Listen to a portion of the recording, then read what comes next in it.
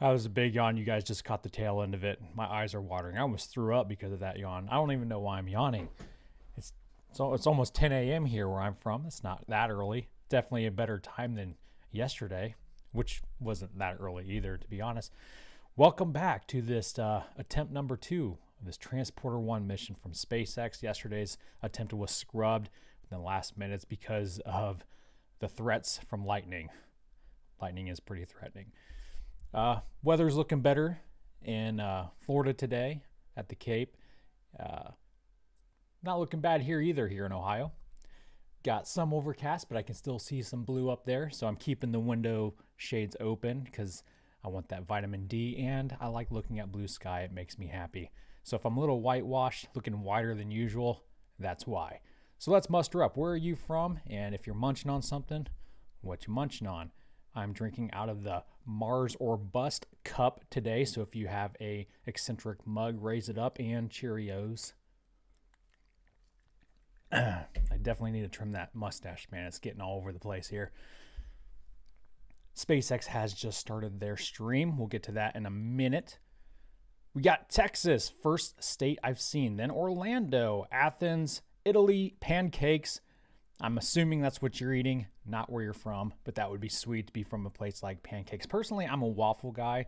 I love syrup, love butter, but I have to go with waffles. If you go with pancakes, that's okay. We all make bad decisions. Australia. Ooh, Nebraska knows how to do it. Reese's Puffs.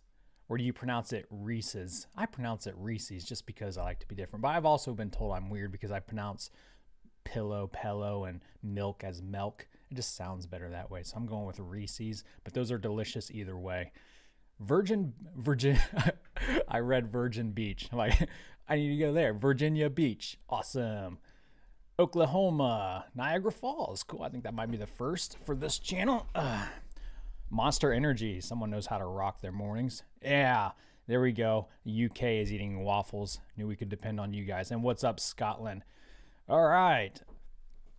We do have John Randolph in the house from Boca Chica, local there. What's up, John? I feature some of his stuff on my SpaceX and news episodes from time to time.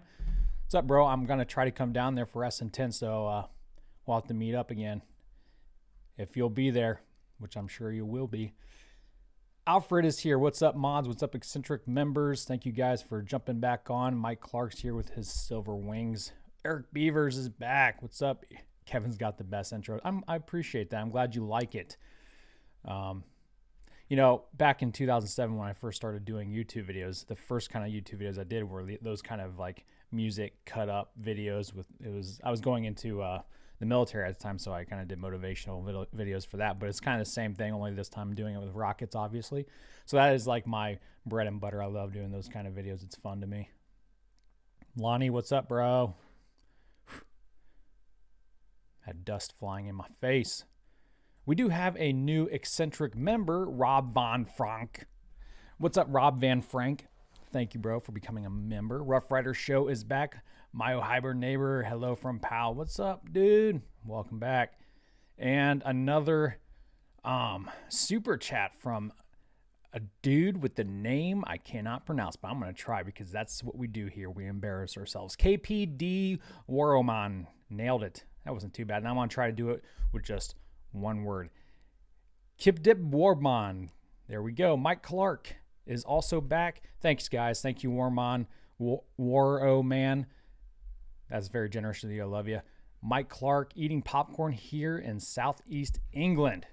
Popcorn. I didn't even know they had popcorn in England. You guys have to import your corn from where I'm from, Ohio. Land of corn, home of corn. In fact, I got a cornfield right on the other side of my house here.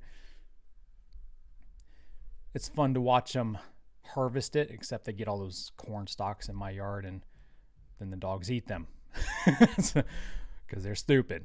Speaking of dogs, oh, did they leave me? Oh, my room just got depressing. They'll be back. They always come back. And Robert Fallon with another super chat. Shoots. No shoots on this mission, unfortunately. Well, no, that's a lie. We do have shoots on the fairings. I forgot about those. And speaking of fairings, right there in the bottom left-hand corner of your screen is the drone ship, or the autonomous fairing catching ship. I heard they're rigged to scoop them out of the water, not catch them in the net, but maybe that changed since I last researched it. And I keep sinking. You would think by now I'd get a new chair, but I'm cheap and lazy. Alfred, dogs love corn. It's true. My dogs love everything. Cairo loves lettuce. He's a weirdo. He's like a vegetarian German shepherd. I don't know what his deal is. Kuna's the exact opposite. He likes the meats. Okay, so let's get into what we're doing here.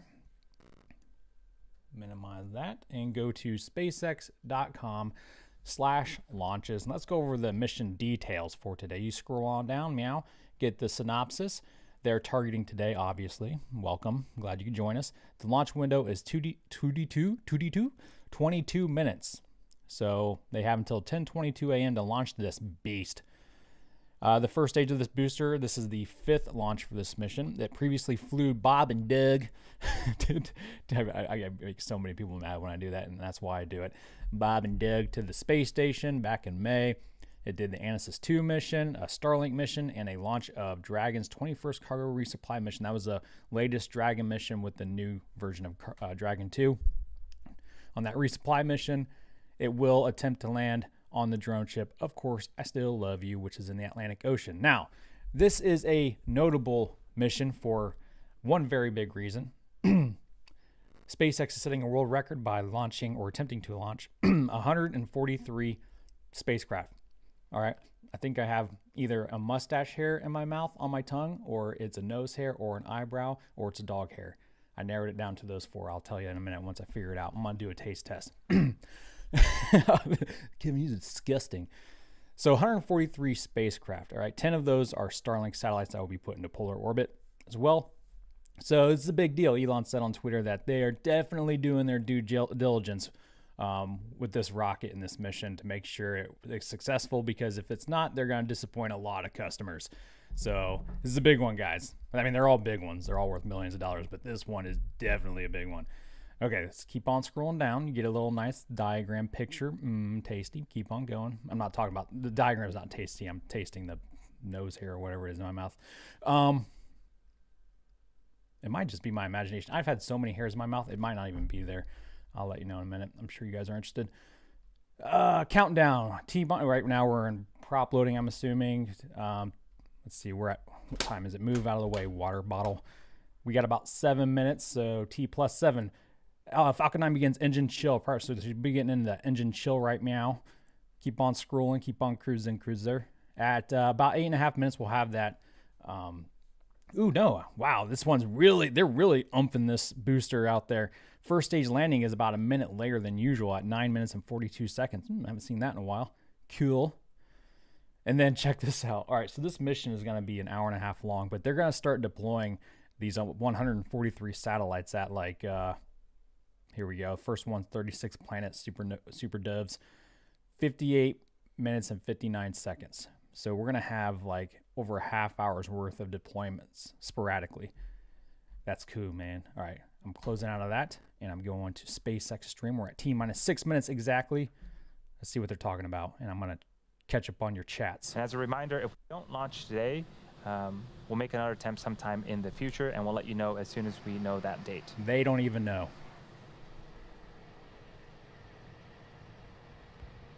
I got it. Let's see what it is. It looks like a mustache. Mustache hair for the win. If you add your money on mustache, earlier, collect. Today's launch is the first of SpaceX's dedicated SmallSat Rideshare Program, which provides small satellite operators with competitive pricing and increased flight opportunities on board the world's most advanced and proven launch vehicles. As part of the program, we also offer traditional rideshare opportunities on existing low Earth orbit missions and on SpaceX's Starlink missions, which launch about once a month. Traditionally, it's pretty hard to find affordable space on a rocket for a small satellite.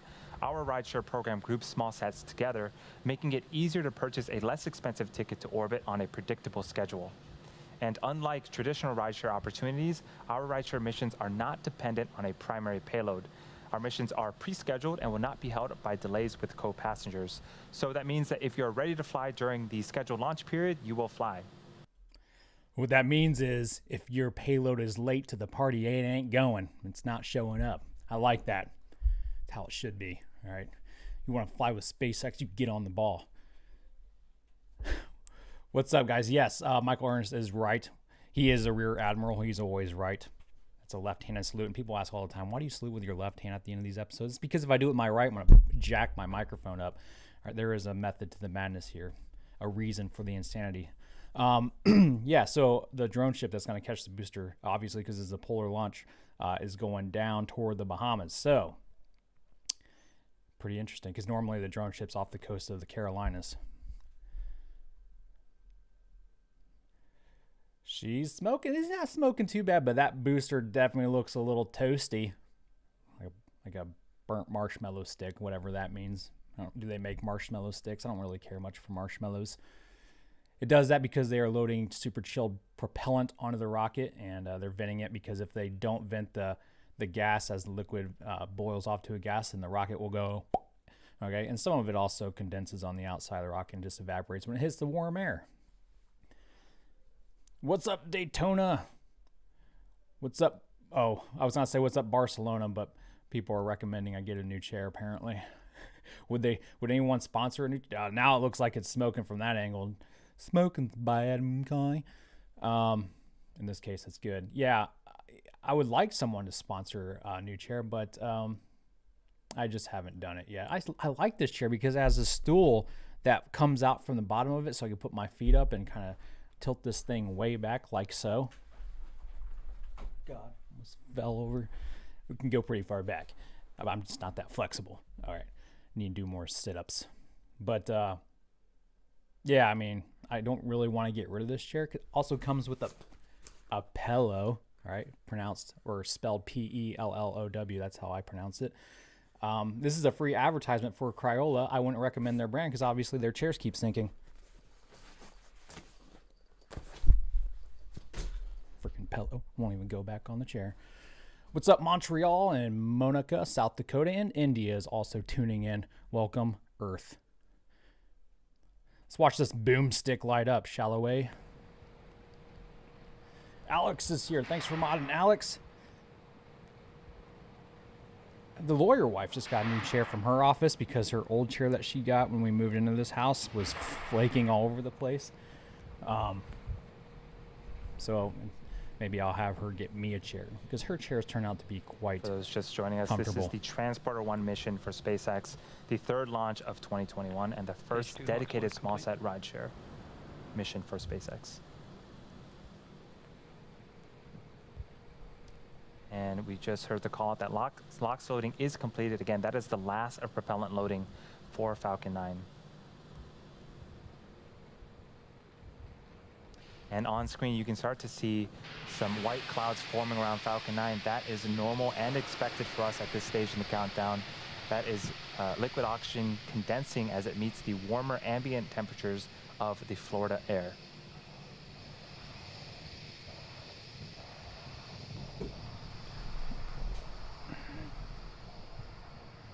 You guys want to see my my cup holder or Zarf? This is what I use. It's a Lego 1980s Falcon 9's in startup. deserted island with a palm And tree. the vehicle is in startup. Both stages are beginning to pressurize Just to for make launch. y'all jelly. In a few seconds here, we should be hearing the launch director give the final go for liftoff. LD on countdown 1, go for launch. And there you heard it. That is the final go for launch at T-minus 35 seconds. All systems are go for the Transporter-1 mission. Let's listen and watch in as we lift off from Cape Canaveral Space Force Station in Florida.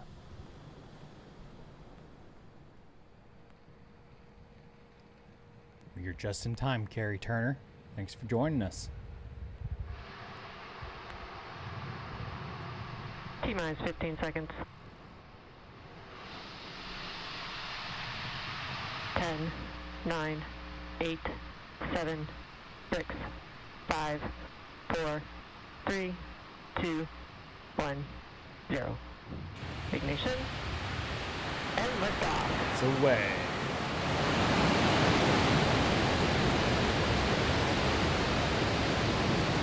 Impulse pitching downrange.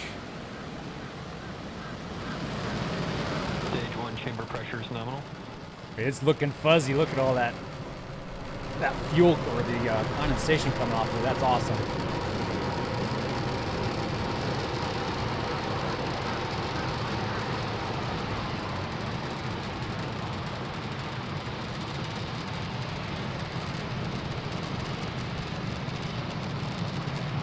Nice tracking work, camera guy. We Right through are the clouds. T plus 43 seconds into flight. Falcon 9 has cleared the tower and is currently throttling down to prepare for max Q at around the T plus 1 minute and 12-second mark. Max Q is where the vehicle will experience the highest amount of aerodynamic pressures. Falcon 9 is supersonic.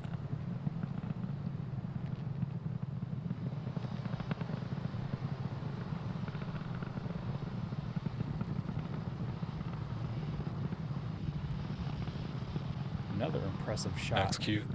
And it's zoomed in. And we've just passed max Q. That is a really cool tracking shot of Falcon 9. See? All is looking good with the stage 1 trajectory. In about a minute, we have 3 events coming up in quick succession. First up is main engine cutoff. That's where the 9 engines on the first stage will shut off, followed by stage separation, where the first and second stages will separate from one another. Shortly after that, we'll have second engine start 1. The Merlin vacuum engine on the second stage will ignite its engine and continue its journey into orbit. MVAC engine chill has begun. As the pressure in the atmosphere decreases, that plume will start to spread out like you see it doing. That's how you know it's going this way.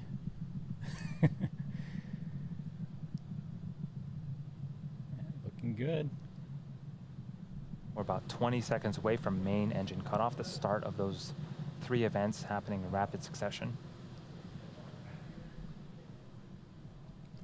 They obviously have a lot of confidence in this booster to send Bob and Doug up on it and their first Cargo Dragon capsule, or a new Cargo Dragon capsule, so. Main engine cutoff. Do it. Stage separation confirmed. Light. There we go. Atta girl. Coming up in a few seconds, we should have the fairing deploy. MVAC ignition. Fairing separation confirmed. There go the And fairings. there you can see the 2 fairing halves have separated and fallen away from the vehicle, exposing the 143 spacecraft to the vacuum of space. And as a reminder, our recovery vessel, Miss Chief, will be attempting to recover the fairing halves today from the water. Camera on the second stage looked a little shaky, a little wobbly, didn't it? Pointing at that payload payload bay. Cairo. We're at T plus 3 minutes and 30 seconds into flight. We have a couple of views on screen right now. On the right-hand side is a view of the second stage, specifically the MVAC engine. It's currently in the first of its 2 MVAC burns. This burn should last for about another 5 minutes or so. And on the left-hand side of the screen is a view from the top of our first stage looking down. The next milestone for the first stage will be its re-entry burn. Falcon 9 needs to execute an entry burn to slow itself down before hitting the dense parts of the atmosphere. Without this burn, relying on the atmosphere alone to slow Falcon 9 down will put unnecessary strain on the rocket. Yeah, so those And that entry titanium. burn is coming up at around the T plus 7 minute. Turn this and down just a little bit. The grid fins you see on the left there are made of titanium. A big piece of single cut titanium there, and they're about the size of a smart car. And then those poofs you see by those grid fins, right, like you just saw right there, those are the RCS thrusters that help orient the craft as it comes through the atmosphere to the atmosphere from the vacuum of space. And then once it reaches the denser part of the atmosphere, those grid fins will take over in controlling, and so will the Merlin engine itself. The third mission of 2021. We're just waiting on the next major event for this mission, which is the first stage entry burn. That's going to be happening around the T plus 7 minute and 47 mark.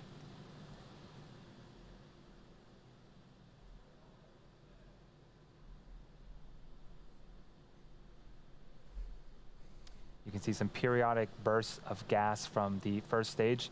That is nitrogen from our attitude control systems.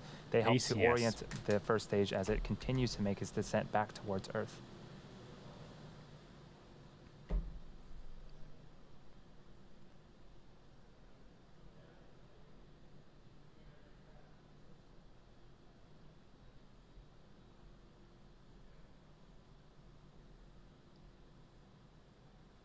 There's no boost back burn with this one because they're not taking it back to the coast. And They're going to land it on as the we drone get ship in the closer Bahamas. to the Earth, you'll start to notice those honeycomb-like structures on the left-hand side of your screen start to move and pivot.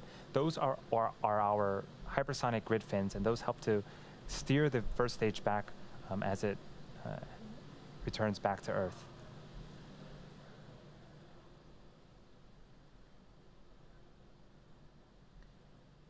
As for the second stage, impact performance looks nominal.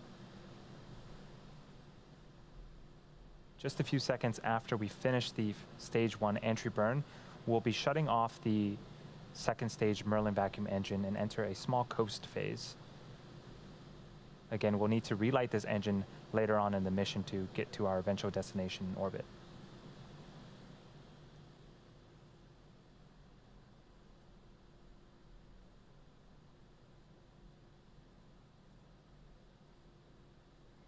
Yeah, the second stage engine always has those bits of ice floating around the engine there, and it's fun to watch them float away. Stage 1 FTS is safe. Sometimes they don't, and it annoys me.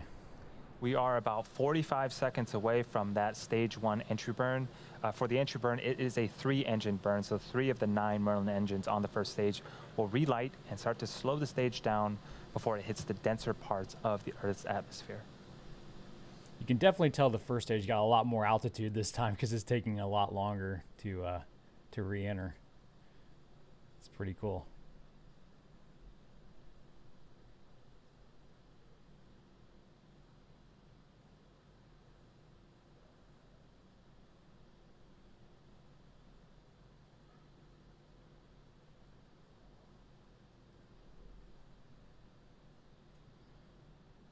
Stage 1 entry burn startup.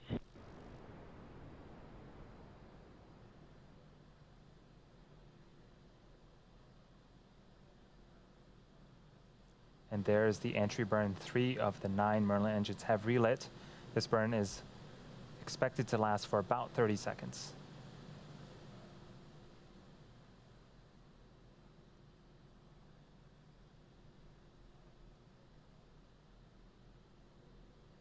Second stage and terminal guidance. Stage 1 entry burn shut down.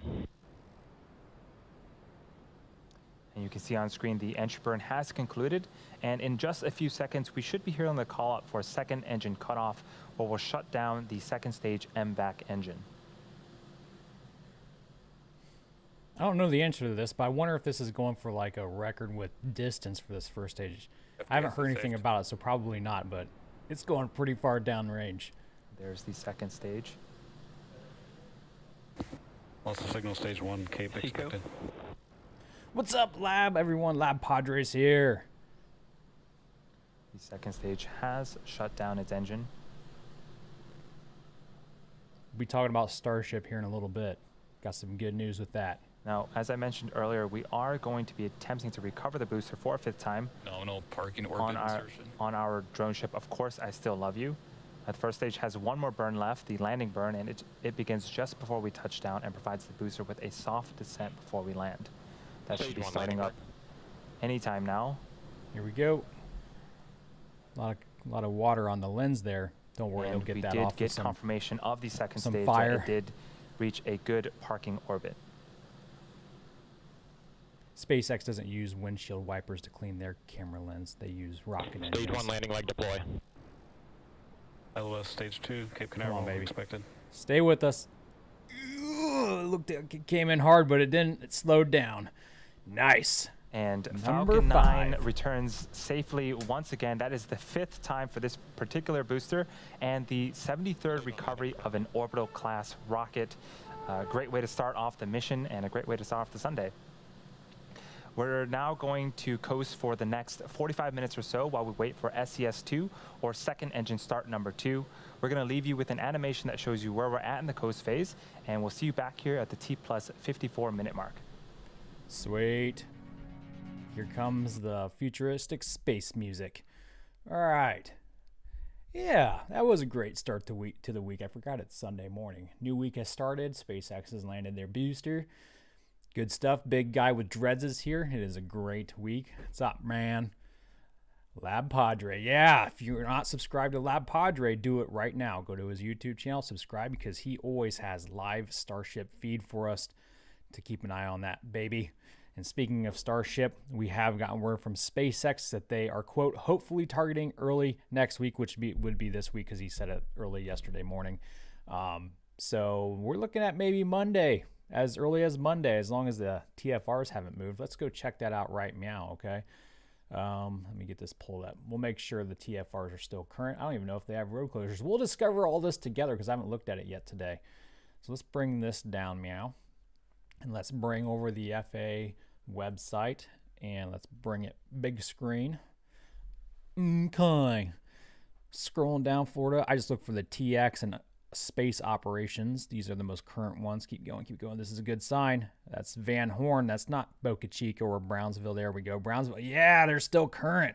25th through the 27th. These are from the surface up to unlimited. So yeah, these are our SpaceX launch TFRs. Now let's go to, one second. Let's go to SpaceX Cameron County. They haven't updated this yet. All right, so this was for Thursday and Friday. Cool. Okay, and if you're just tuning in with us, we had successful stage separation. Booster landed on the drone ship. And right now we're at, what, T plus 11 minutes, 12 minutes. So the next thing on the schedule is second stage engine startup, like you were saying, at T plus 54 minutes and 35 seconds. So we got a little bit of time to chill. Is this still live? Yeah, it's just looking a little fuzzy on my end. Render. Render, I say. There we go. Matt Miller is back. Keep it up, Kev. Lab, I didn't mean to miss your super chat either. You are too generous. Oh, $50.02. I see what you did there. I think my last super chat to Lab was $50.01. He got me. Now I'm in his pocket. All right. Your tit has been received. Stand by for my tat. If you guys didn't see this picture, let me bring this over really quick.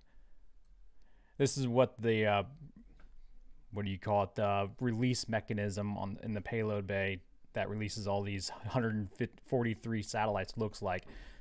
It's quite impressive piece of machinery. God, I love it.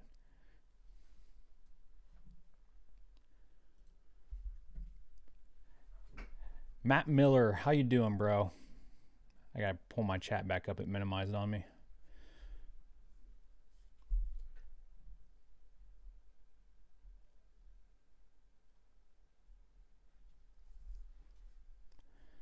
Yes, I was in the Navy. No, I was not a submariner. Although that was going to be my second contract if my first one didn't go through. They want to make me a nuclear engineer on a submarine. So I was like, well, I better not fail at my first contract then with the Navy, because I don't want to go on a submarine.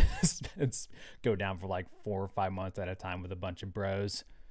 Although I guess they do allow women on submarines now. Not that it would matter. You get them pregnant and they can't come out of the submarine. They get stuck in there for 9 months. Those portholes are small. Oh, Kevin, you're stupid. Glad you're doing well, Matt. Yes, I'm glad your week is going to be good. Big guy with dreads. I think it's going to be good for all of us to stay positive about it. Christopher Baker is here. Hello. Michael is a fellow Navy's man. Just making up words now. Sailor. He got kicked from subs academic, young and dumb. Yeah, Michael, I think Michael retired as a senior chief. There's a right-handed salute for you. Got to do it right or you can get court-martialed. Sent to the captain's mast.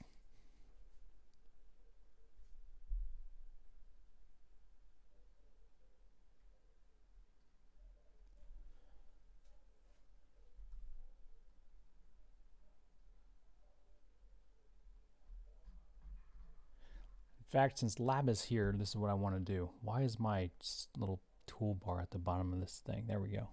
Since Lab is here, I want to check out his YouTube channel. So let's go to Lab Padre. We'll come back. Don't worry. Don't get too sad. Now, what's sweet about Labs is that he has all these different cams.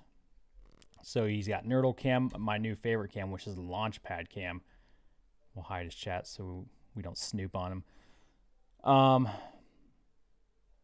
Launched, yep, 25th, 27th, confirmed. If Lab says it's that way, it is that way. You can trust them. There she is. She's a real beaut, Clark. Oh, I'm really excited about this. Let me pull it up big screen. Yeah, that's awesome. Now, if you are a YouTube member of Lab Padre, you get access to like their multicam website, so you don't have to, you know, because YouTube changed their algorithm with their new updates a few months back, so you have to go to Lab's main channel and then go to all these different cams. But if you are a member of Lab Padre, if you sign up, you can actually get this website that he provides, and you can just watch them all basically at the same time on the same screen, or at least click between them. There's 7.2 right there, waiting for its demise. Looking forward to that. It's always a good show. 11-mile-per-hour winds of gust. It's not bad, considering they're right there on the coast. Humidity 97%. Yeah, no thanks. Oh my gosh. Although it's been really cold here in Ohio, so being really hot and not able to breathe sometimes does sound pretty good. Like I went on a walk yesterday, and by the time I got home, I thought I was gonna die of hypothermia, and I've been hypothermic for a walk before, so for days, so it's quite cold.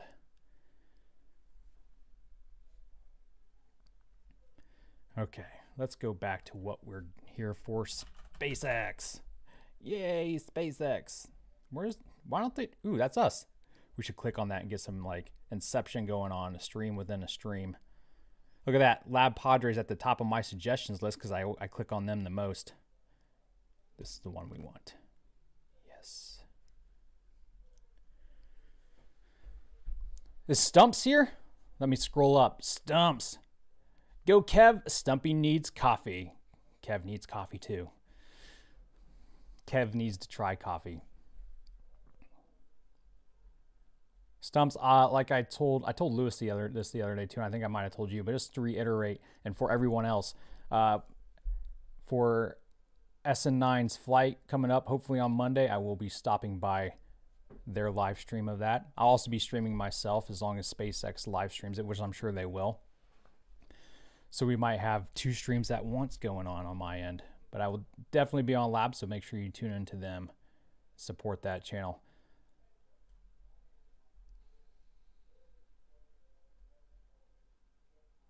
Man.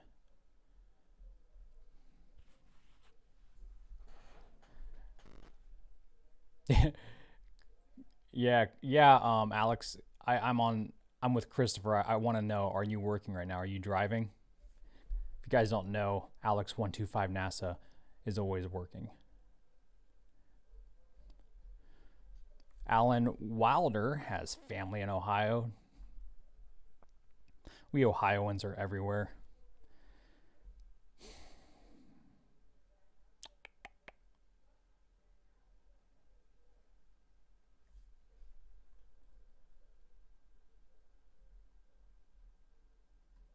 See if we can get the dogs in here really quick. Let's pull up the doggo cam here and say, oh, okay. So you see my pillow right there. Then that little green dot is Cairo's tennis ball that he brought in because he always wants to play. Cairo is he's a working breed German Shepherd. Like he has relatives in the military and police, and we got him out of Minneapolis. So he is super He has a super big play drive. You can see him right outside the door there. Cairo. Watch him grab that ball. Here we go. Get your ball. Ball. Yep, you see it? There it is. Good boy. Good boy. All right. Ouse. No, ouse. Good boy. You want the ball? You want the ball? Ooh, sits. Get out. Get out. Get out. Oh, get out again. Oh, he does little quiet giplouts because it annoys the lawyer wife. Whoop.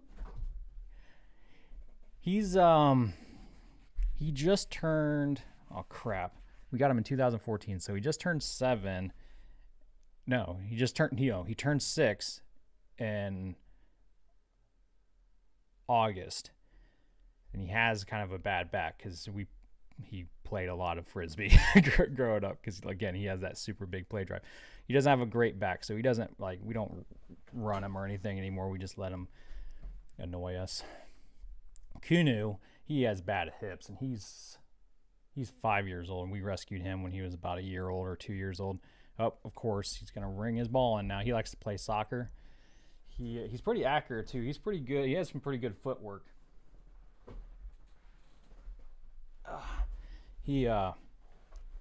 Since we can't play frisbee anymore because of his back, he likes to fetch tennis balls now. And that's Kunu's favorite toy, are tennis balls. Like, if Kunu saw us right now, he'd run in here and he would just take the tennis ball away from Cairo and run away with it.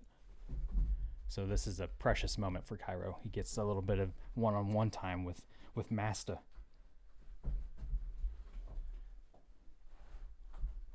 Try to roll the ball toward the door so you can see his fancy footwork.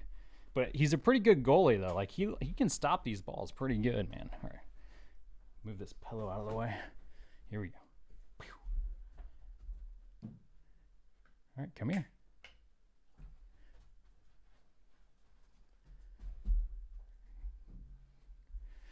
It's cool that, like, he can do that. Like, he's very athletic, but it's also very annoying. Like, if I ignore him for too long, say I'm working on a SpaceX in the news episode, like, I'll look down at my feet if it's been long enough, and I'll see at least 5 or 6 tennis balls and maybe a couple of frisbees at my feet, and Cairo laying there looking at me like, what else is it gonna take for you to pay attention to me?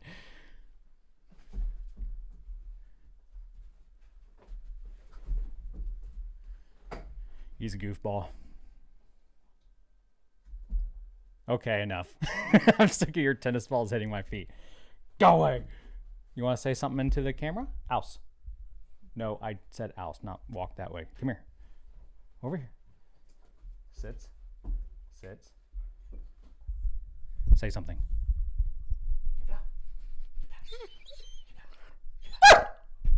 Now you're all deaf. You're welcome. Okay, go away. Good boy. Good boy. Go find your brother. Okay, hopefully you guys got your German Shepherd fill now. I've been told I should give him his own channel because he has more of a personality than I do, which is not incorrect.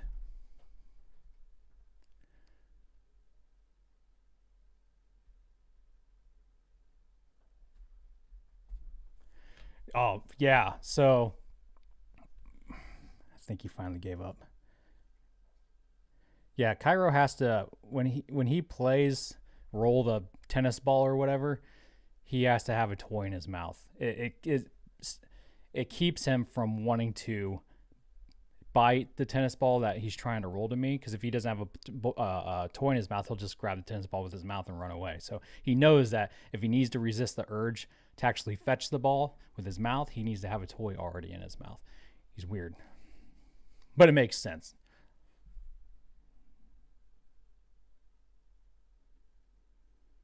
Christopher, my wife trained one of the dogs to play fetch with the tennis ball by herself on the stairs. Bad idea. Oh my gosh, that's funny. I think about that from time to time. I'm like, I wish we could just, they could have the epiphany that, oh, we don't need any human to play with us. We could just drop the tennis ball down the stairs and chase after it ourselves. But they'd rather play with me. Kunu, not so much. He just likes to play by himself, which I appreciate. Cairo, on the other hand, he's very dependent on human interaction. Aren't you, Bubba? Cairo. Oh, I'm sorry. I didn't mean to shock your little nosies.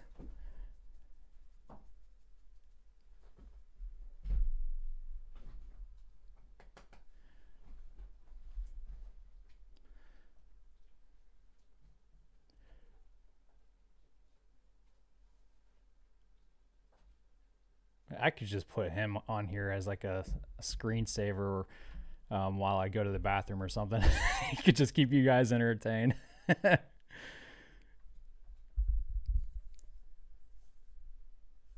Has lawyer wife trained me as well?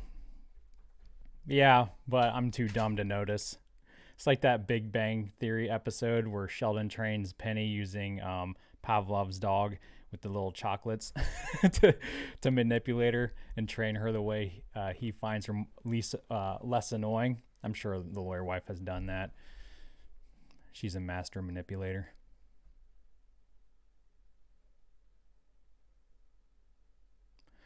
Where did you get that SpaceX die-cast on your shelf?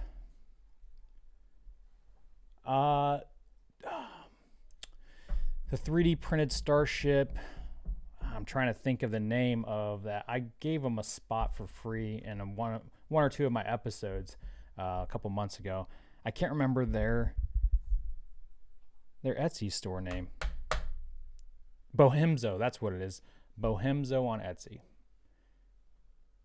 The Saturn V that's above my left shoulder, your right side of your screen, that is a Lego Saturn V that might not be... They had it on Lego, then they vaulted it, then they unvaulted it or made it more available again for Christmas, so it might still be available. I highly recommend it. It's a fun little toy.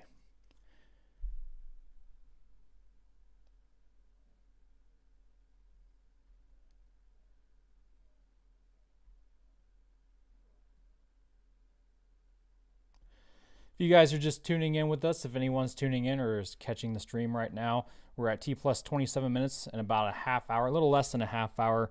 SpaceX is going to get that hair off my mic. They're going to do another short burn, and then they'll start releasing their first little batch of satellites I think about 10 minutes after. So we got a little downtime. What's up, Oofer Gaming? I like that, Oofer. Kevin.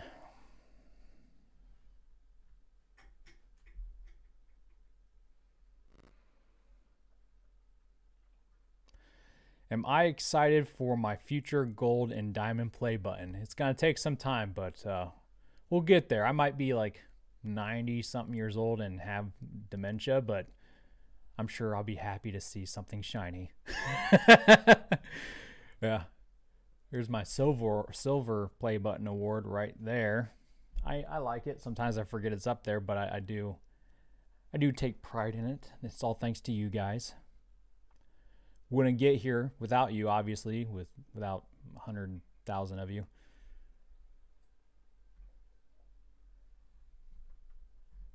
Oh, we got both dogs in here now.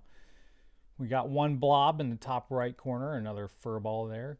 I bet you can guess which one is which. Cairo is the one that's right next to me because he has balls at my feet and he's waiting for me to do something with them. Yeah, I'm talking about you. And now he's crying. You want to cry for the camera again? Go ahead, cry. What? What? What do you want? What? Say something. Say something. Loud. What? What? What? Keep up. Hmm? Do you want a bath?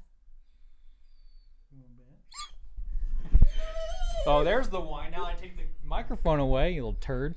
They got baths yesterday, and that is the worst thing in the world, giving them baths. I do it myself. I don't take them to a groomer because riding with them in a car is so much worse than just grooming them myself. But, dude, clipping their nails is the worst thing in my life.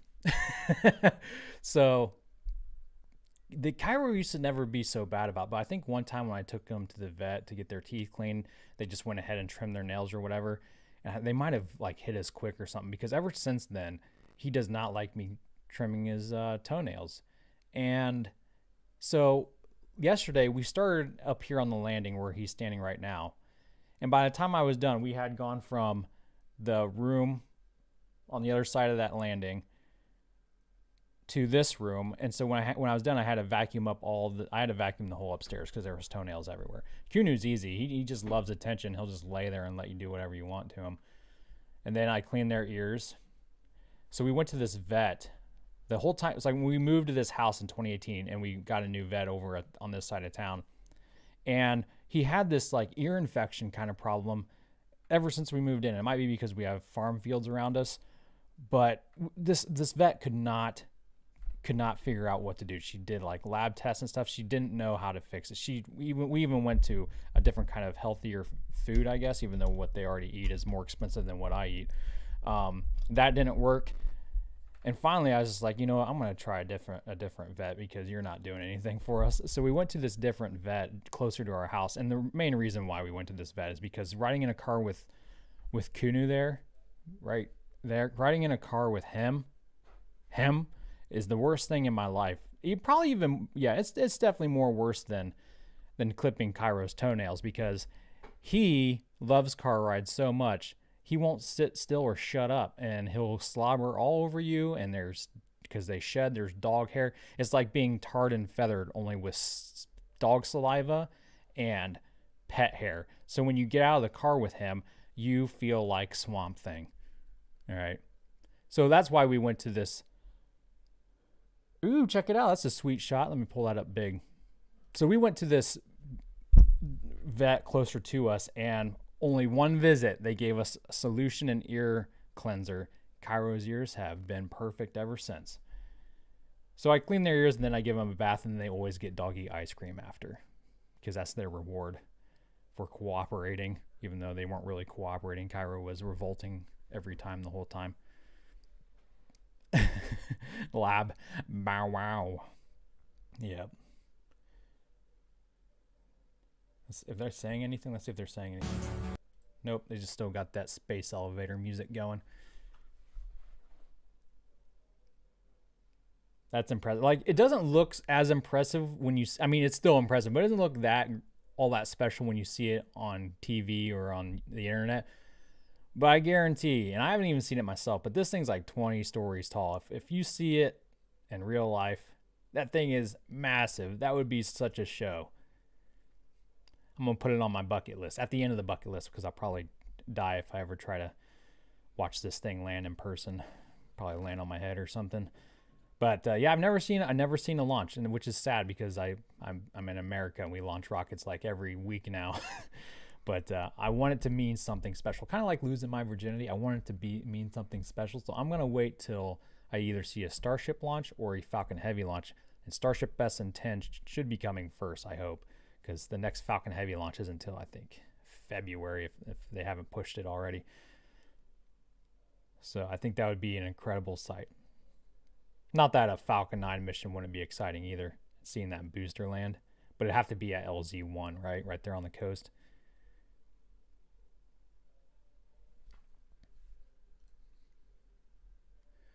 Yeah, I don't see the Octograbber on there. Seas must be somewhat calm, huh? I guess they are in the Bahamas. Everything is nice down there, except for Cuba. Oh, man.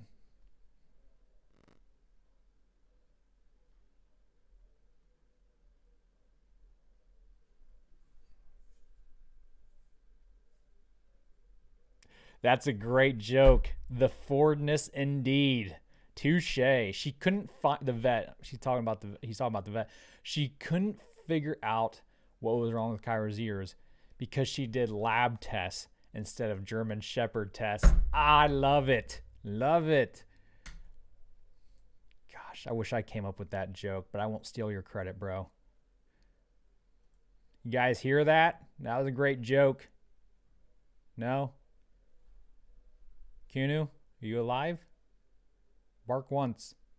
I know you're alive, Cairo. You're always alive and awake and alert and wanting to play. Okay, Kev, are you a teacher in your day job? No, not anymore. I am, if you don't know, I was a science teacher for 3 years for middle school and high school. I taught every science class from 12th grade anatomy and physiology all the way down to 7th grade. What was 7th grade? It's been a while. It was life science, basically an intro to biology class. I did teach biology in biology lab and chemistry lab and physical science, which is like engineering and chemistry light. I did also teach 5th grade science once and 6th grade science once because they just loved me. But no, not anymore. Now I expanded my classroom to the world. But a lot of my former students still watch, so I'm still teaching them, I guess. Praveen Gupta. I think I've heard that name before, last name Gupta, from a movie of some sort. Gupta. Oh, I'll figure it out eventually. Thanks for the super chat. That is very generous of you. Wow. Does the CA stand for Canadian dollars? CA currency. Yes, I was right. I thought you guys were still doing Looney Toonies. What's up with the Looney Toonies? If you don't know, Canada, at least at one time, called their currency Loonies and Toonies. Someone needs to inform me what's up with that. Dude, that was very, very generous of you. Appreciate you. Appreciate you, lab patrons. I appreciate all of you. Thank you, super chatters and members. Keeping this channel alive, despite what cancel culture wants to do to me.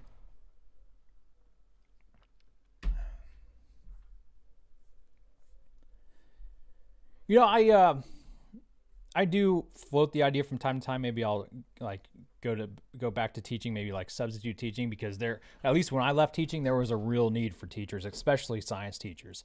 I was really trying to grow this channel when I left, but and there were some issues going on with my school. I needed to get out of there. A lot of people left about the time I left, but I do think about going back to teaching because I do miss it in some ways.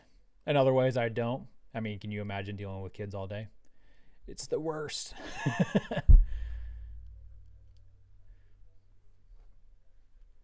No, I haven't read Atlas Shrugged yet. I think I have it saved on audiobook, but I don't think I made the purchase yet because the lawyer wife's in charge of that. Like she gets these, she's in charge of our Prime account, so she gets these in our audiobook account, and she gets these credits every month, and sometimes I don't get to spend them. She spends them how she wants, and I got a list of books I'm trying to read. I'm a slow reader or listener. I tend to get distracted a lot while I'm reading or listening, so I'll read like a chapter and realize I wasn't really paying attention, and I'll have to go back and read it again. Here we go. I've got clarification now about the loonies and toonies. Small board. Loon is a wetland bird. Loom is a mechanism to make clothing. Canadian $1 has a loon on it. Okay. Loonies are the bills with the loon on them. And then aren't toonies like your change? Or is that just Looney Tunes that I'm thinking of? I'm pretty sure you had loonies and toonies, right? I've only been to Canada once. Canada. I've only been to Canada once. It was just above the border in Ontario for about maybe 3 hours. It looked pretty similar to America. I didn't get arrested for driving on the wrong side of the road or anything.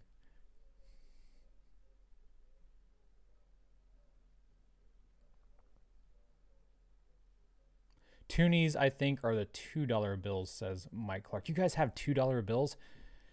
That's funny money here in America. If you find a $2 bill, then you might want to check its authenticity. I think those existed a long time ago, but they're hard to find now. I really want to check out British Columbia sometime. I would love to vacation in a log cabin up in British Columbia, like the Hawk, like Edward Norton's The Hawk at the end of that movie. Very beautiful up there. I'd probably get eaten by a bear or something, though. Probably not the best idea.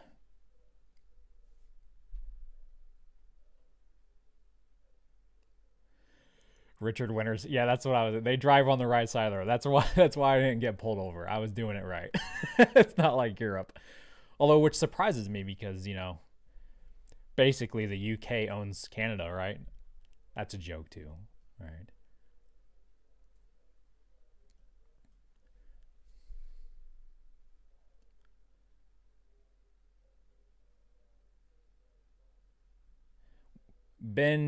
Benjamin, I like how you spelled it. We have colorful money in Australia. Do you now? I knew one girl from Australia a long time ago. This is during the MySpace days. She liked like hardcore metal rock music, which was pretty awesome, and she was a good looking girl too, which was even more odd. So, and she had the Australian accent. She was basically like a brunette Margot Robbie. Yeah. I was like determined to go meet her, but it never worked out. I was trying to get an internship because I was in my first police academy at the time. I was trying to get an internship with her local police department, but they laughed at me. But yeah, I would have made that $4,000 trip for that, hands down. You do the same for Margot Robbie, don't lie. The lawyer wife and I watched what's that? The Wolf of Wall Street movie last night. She had never seen it. I only seen it once before. If you're not 18, don't watch it. It's a very graphic movie, but yeah, it was a little bit of like just funny to watch the wife's like reactions to some of those scenes. It was kind of entertaining.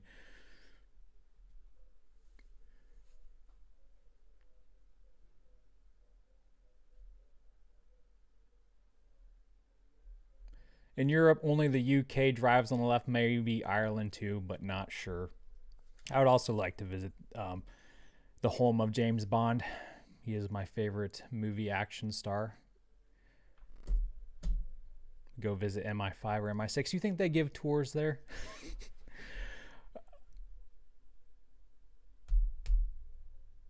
Hi, buddy. I am watching your video from Fort Kashi, Kerala, India. Well, thanks, Nibbin. Thanks for tuning in halfway across the world, man. I wouldn't mind going to India either. I would just like to travel.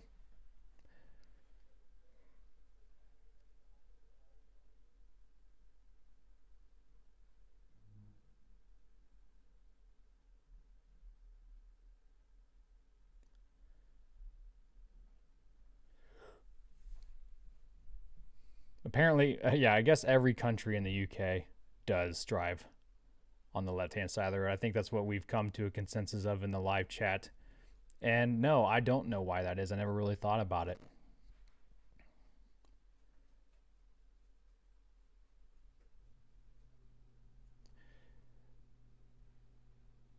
Praveen Gupta became an eccentric member. Wow, you're a very generous guy. I am proud to have you as a family member now. And he also upgraded his membership, so he had a change of heart right away. So if you upgrade your membership from the $5 to the $10, you get access to our monthly gaming night videos. We just had one on Friday night, so 2 nights ago. I think next month we might do No Man's Sky. I don't know. I always take recommendations. If you like gaming and you want someone to game with, you can join us, and we'll have a big gaming onslaught. I'll probably be the one that gets slot.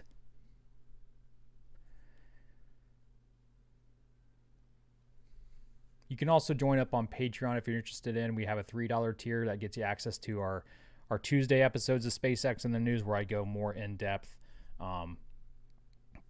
into what SpaceX is up to. A lot of people like to comment on my Friday episodes, like, you should make these longer. Well, that's not what SpaceX in the News was invented to do when I started doing them back in like 2018.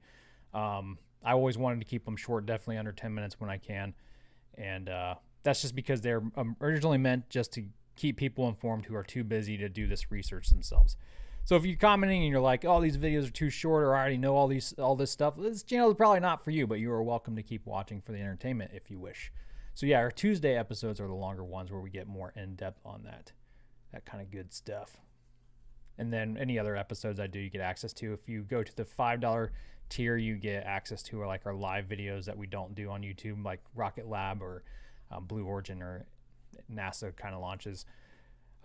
Again, $10 tier is you get access to our monthly gaming nights. And then If you become a BFR for $25, then you get your name at the end of our SpaceX in the News episodes and a personal video from me. But who wants that?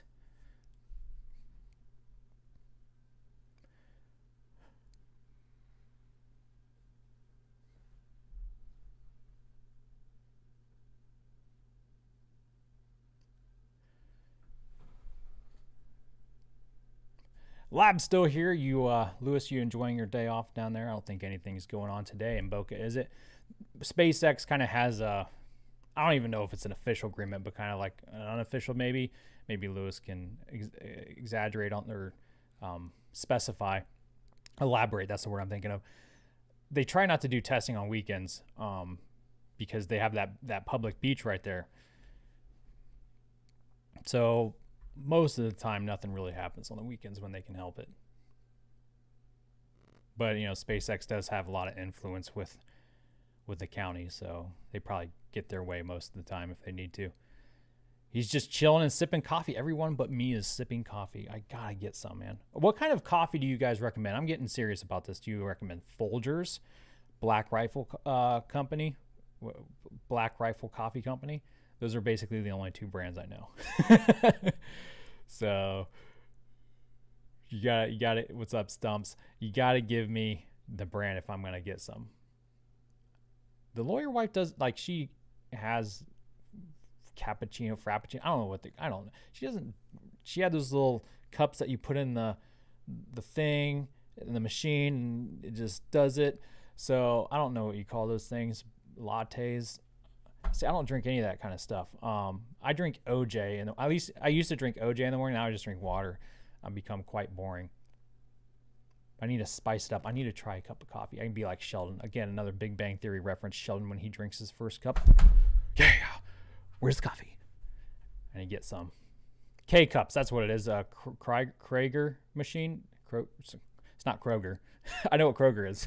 All right, so here Keurig, that's it. A Keurig machine, Keurig. Let's take it. We're going to do a poll here. So Arabic coffee is the first one. Never heard of it, but Black Rifle coffee is very good. Start with a light or medium roast. I don't think I'd like black because the reason I don't drink coffee is because my dad drank black like a fiend growing up. So we always had the black coffee smell in the house. So I'd probably have to like freaking cream the hell out of it. Newman's Own Organics Newman's Special Blend. What do you get that at Whole Foods or something, Adam? I'll keep it. I'll keep it up here. You know, maybe I'll just for my first one mix them all together. Would that be a bad idea if I just took a bunch of different coffees and put them all in the same like tumbler? Nabob coffee, Folger. We got a Folger there. Cafe Bustelo, says Carrie Turner. I don't know what that is. APR coffee. Lab. Lewis says buttered rum and maple bourbon coffee. That's definitely a weekend kind of coffee, I assume. Just eat pure caffeine. So Mountain Dew, just drink Mountain Dew or a Red Bull or one of those 5-hour energy drinks. Big Guy with Dreads loves gaming, so he upgraded his membership to Space Invader. All right, man. So February, I'll come out with a date here in the next couple weeks when we'll have our gaming night. If you have any recommendations, let me know, man. We'll have a good time. If you watched the one I did the other day, you probably enjoyed seeing me get my head blown off by a sniper. I also had a pretty sweet grenade lob. Got someone blind throw.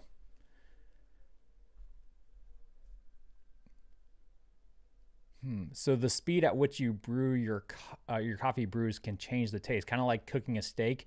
I like my coffee medium rare. Bone Tactical Whole Bean Coffee is a rare coffee breed. It's rare, grown in the mountains of Honduras. So it's probably pretty expensive, huh? Honey Bear is kind of fruity. Oh, that's now you're speaking my lingo. Because here's the thing, like I don't drink, but if I like go on a special occasion, maybe like on vacation to, I don't know, Dominican Republic or whatever, I do like having a drink. but I don't like beer. I don't like, again, I think it's because my grandpa let me have a sip of it when I was like 6 years old of his beer. Responsible, right? And I think he was trying to prove a point, and it worked. I hated the taste of it, and I still hate the taste of it now. I'm not a manly man in that way. I don't like it. I like my drinks fruity and very ladylike. Although I do have a James Bond setup down in my theater room where I got the what's that Vesper drink that he has made in Casino Royale. I have all the ingredients for that. I can't name them right now, but I haven't even had one yet. And my brother's like a former bartender, so he could definitely do it for me. I'm just waiting for a special occasion. This is a great topic. I'm learning a lot. I like this. You guys are teaching me a bunch of stuff about drugs. Coffee's not a drug. So I haven't had coffee at all this year.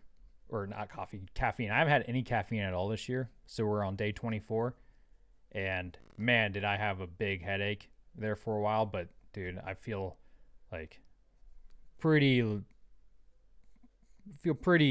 open-minded, like not open-minded. What's the word I'm looking for? I don't know. It just feels lighter up here. I feel like I'm not so, it's pretty nice. I guess that's the scientific way of describing it. I don't got the shakes. Christopher says K-cup tea. Now I don't like tea. I could definitely never live in Britain, because I hate tea. Maybe again it's because I grew up and my grandma made sun tea, and it was disgusting, like the worst thing I ever tasted. It might be even worse than the beer or coffee that my other relatives offered me. But I don't like tea. Don't like it. Never will drink it. Not even gonna consider it. But I'm not going to doubt that you like it. Tazo or Tazo black tea.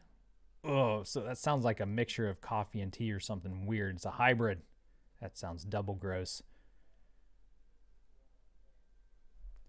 Alan is also not a coffee fan, so I'm not alone here. Green Mountain Breakfast Blend.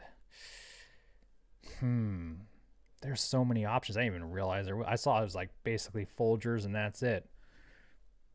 Does Matt Best, does he just sponsor Black Rifle Coffee Company, or is he a part of that? Is he like an investor? You guys know who Matt Best is. He's another YouTuber. He's pretty funny. He's a former not Green Beret. He's a former Ranger. He has pretty funny, entertaining stuff. I know he's somehow affiliated with Black Rifle. I might have to go with them first. And I know Steven Crowder also stands by their brand. And I just got my my Spartan armor in the mail the other day. Finally came after like 7 weeks of waiting. That's another brand that Steven Crowder recommends. And dude, those plates are heavy. Holy cow. It could probably stop a 50 cal round, I'm pretty sure.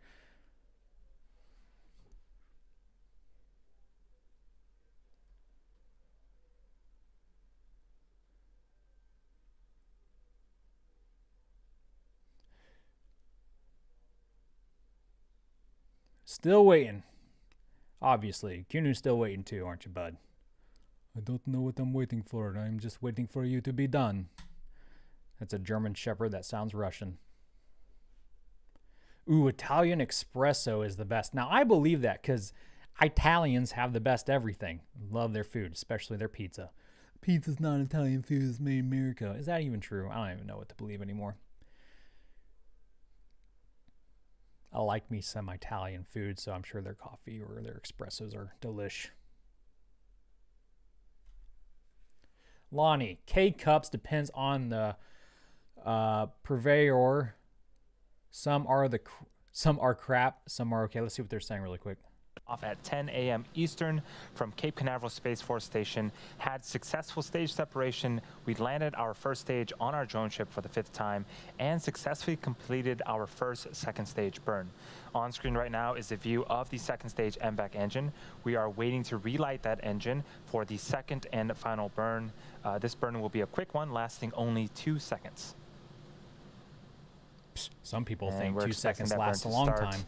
In just a few seconds here.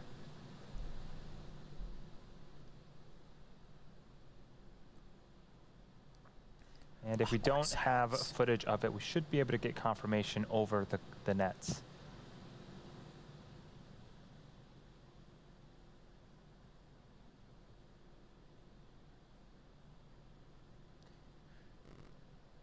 And there is That's 2 second seconds. engine startup, and then Sweet. cut off.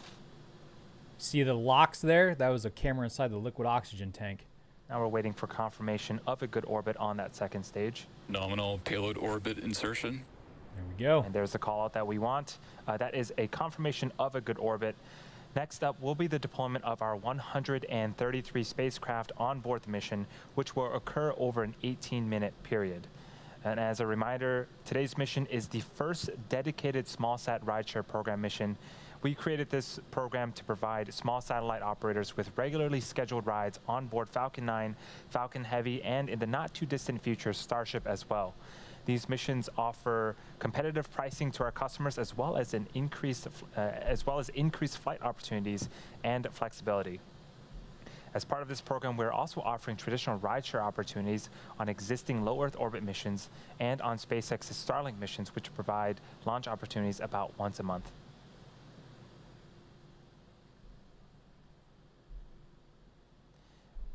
The first of those deployments should be happening around the T plus 58-minute and 30-second mark.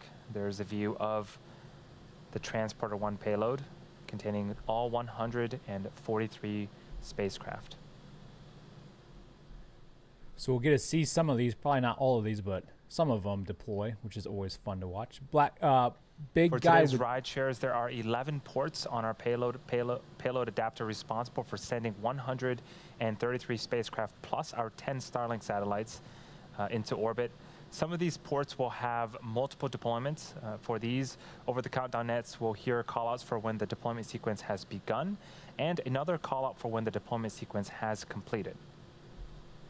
There are also then a handful of ports that will deploy only once, and we'll try to let you know who the customer is for each deployment, along with how many spacecraft are being sent into space. We appreciate that. Big guy with dreads. Back in June, I drove to West Union, Ohio, and picked up our first family dog. Aw, that's cool. I drove to Eastern Pennsylvania a few years back to get Goonie Bear. What kind of dog did you get, big guy? We're just over a minute away from the first set of deployments. Due to the nature of the payload stack, we will not have visuals for every deployment, but we do hope to catch most of them with our 2-camera views. It's also worth noting that we will lose access to ground station coverage for a short period during the 18-minute deployment sequence, and when we reach that point, we'll let you know over the webcast. Mike says, chili peppers determine manhood, not beer. I agree with that. Have you ever seen the, what's that Wings YouTube show where they have celebrities on and they just eat wings? That's pretty funny. First up, Dude, the seeing deployment grown men sequences cry for is always port entertaining. C4 and C1 will be initiated at the T plus 58-minute and 30-second mark. On port C4, there are 36 Planet SuperDoves, and then there are 17 spacecraft aboard Kepler's port on port C1. Carrie says, spiced rum plus Dr. Pepper. Oh, I do love Dr. Pepper. It is probably my favorite beverage. So it looks like they have multiple cams set up, so we might get to see most of these. Yeah, definitely at least 2 cams. That's forward thinking, yo.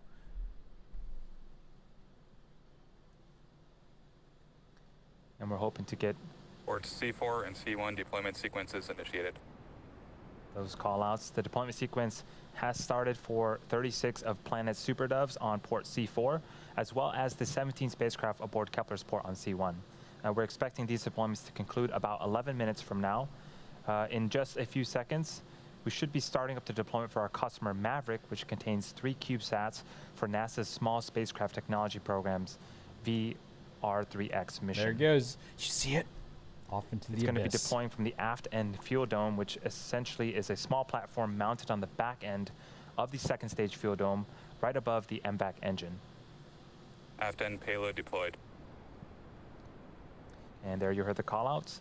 3 CubeSats aboard Maverick's Mercury dispenser have deployed. These are for NASA's Small Spacecraft Technologies Program VR-3X mission.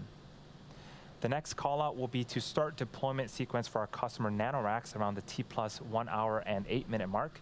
And while we wait for this deployment sequence to begin, we're going to leave you with views of the deployments for Planet and Kepler. And we'll see you back here at the T+ 1 hour and 7 minute mark. We'll just keep this screen big, but we'll turn the music down a little bit there, or just off. This is pretty cool. I find this quite fascinating. Like, I love how they deploy these satellites. You see those shoot out there like freaking space lasers. It was pretty awesome to watch that. This kind of stuff always reminds me of like Kerbal Space Program, only when I do it, things blow up. So this is somewhat better.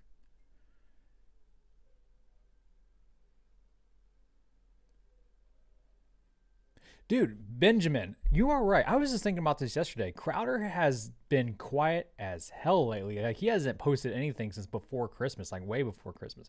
I'm like, what's going on with that? Are they just taking like a couple months vacation? Must be nice. Lab, for the record, that buttered rum and maple bourbon coffee is not spiked, only flavored. Oh, okay. Okay, I did not know. See, you're talking to a noob here who's never... I'm not even a noob because I haven't even tried this kind of stuff yet. Gotcha. But rum doesn't even taste good. So why would they flavor it that? I don't understand. If you say rum tastes good, then you're a natural-born pirate with hair on your chest. And I have hair on my chest, so you have to have a lot of hair on your chest. Speaking of pirates, Brian Adams, I haven't even read your whole comment yet. I'm just going to dive right into it. Trying to become a pirate, wake up with the Captain Crunch, and end of the day with Captain Morgan. Arr, oh, I love it. That's hilarious. Yes. I am a fan of pirates. I could never live like one, though, because they are rough. Eating Captain Crunch in the morning, that's a lot of sugar. I lost my spot. Got to scroll up a little bit. Yeah, that locks. It's always fun. It's always cool to watch that locks cam, isn't it? Looks like alien space technology or something. Mike says pizza is definitely of Italian origin. Did you know hamburgers are made in Hamburg, Germany? Fact check me, I dare you. You know who taught me that? What was that little robot's name with the little cassette player? Not the bear one. The actual he had like numbers and letters in his name. He's this little like whitish guy, little robot. He had a tape player in his chest. You put it in, you push play, then he'd ask you questions, and you'd have to hit the number on his. And anyway, he taught me that. RX2 or something. I can't remember. It was a nerdy toy for a nerdy kid. I haven't even thought of that toy forever. Man, it's been a while.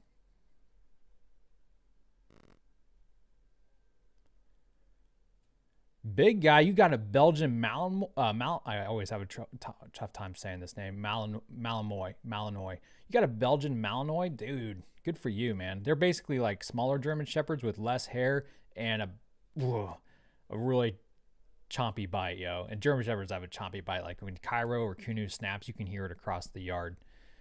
When I was in my first and second police academy, actually, I was a test dummy for German Shepherds in the bite suit. And dude, they had that German Shepherd chomping right at my crotch just for intimidation, dude.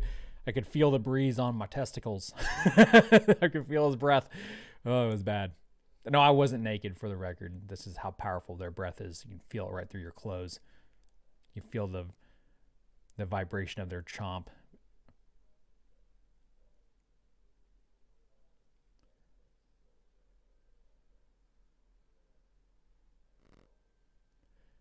Clarissa is Italian, so you can confirm that pizza is made in Italy. But New York pizza is made in New York, and New York pizza, in my opinion, is the best pizza. Have you ever had a New York slice? They're like the size, like one slice is the size of a large pizza. And they fold up. Oh, I love it. Oh, I'm like salivating over here now. What are you guys doing to me? I'm about to eat my microphone. Oh, I'm pretty hungry. Yeah, that YouTube channel or video series with the celebrities eating hot wings is called Hot Ones. There have been some pretty good episodes of that. These grown men like making these life choices that are a mistake. Yeah, it's fun. You guys eat B-Dubs Buffalo Wild Wings? They have like 4 new sauce flavors now. I tried their new pizza flavor. It's pretty good. Like my favorite sauce of theirs is the spicy garlic. But they also have these, what's the hottest pepper called? Why did I forget all of a sudden what it is? I had it in mind just a second ago. Like the Reaper, I think. I think it's what they have Reaper wings now. Can you imagine? Like that doesn't taste good because you can't taste anything because it burns your taste buds off. Who would do that to themselves? I don't understand it. I guess I'm just not manly enough for it. Lab's wife's favorite beverage is Captain Morgan and the good old DP, Dr. Pepper. I haven't mixed those before, but you know what? Next time I have a drink, like on vacation, I will. I'll be like, please, waiter, bring me a Dr. Pepper and a little bit of Captain Morgan, please. And I will taste it. Dr. Pepper came out with, and it might be old, maybe I just came across it for the first time the other month, but they came out with a vanilla Dr. Pepper. You know, like there's vanilla Coke. They have a vanilla cream soda Dr. Pepper. And cream soda is another good beverage that I love.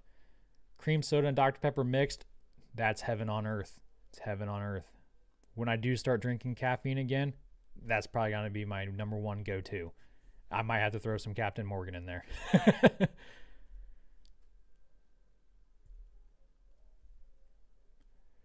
Why does Lab Padre have a gray background? Special level? That's a good question. It's because Lab Padre is a verified YouTuber, which means he has hit 100,000 subscribers.